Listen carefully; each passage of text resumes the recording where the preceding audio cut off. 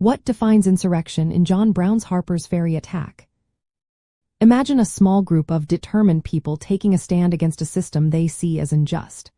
That's what happened during John Brown's raid on Harpers Ferry in October 1859. It was more than just a violent act. It was a planned, organized effort to challenge the government and the entire social order. An insurrection is when a group uses armed force to overthrow or challenge authority, and Brown's attack fit that description perfectly. He and his men, about 22 in total, moved quickly to seize the federal armory and arsenal in Harpers Ferry, Virginia. They cut telegraph lines and took control of key bridges, aiming to cut off communication and supply lines. This was no random act of violence but a carefully coordinated military operation. Brown wanted to inspire enslaved people to rise up and join his cause, making it a revolutionary effort. He believed arming enslaved people could spark a larger rebellion that would threaten the entire slave system. His plan was ambitious. He hoped to rally hundreds of enslaved people, send agents to nearby plantations, and march south to free more slaves. He thought this would weaken the hold of slavery in the South and challenge the entire social structure. Brown's operation showed clear signs of military planning. He had raised money from abolitionists, ordered weapons, and studied maps.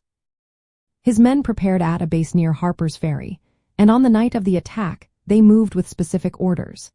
They took the bridges, captured key figures, and freed some enslaved people held by slaveholders. This level of organization distinguishes insurrection from a simple riot or mob. The attack directly challenged federal authority by seizing a United States arsenal, which was a serious threat. The government responded swiftly, sending Colonel Robert E. Lee and nearly 100 Marines to stop the uprising.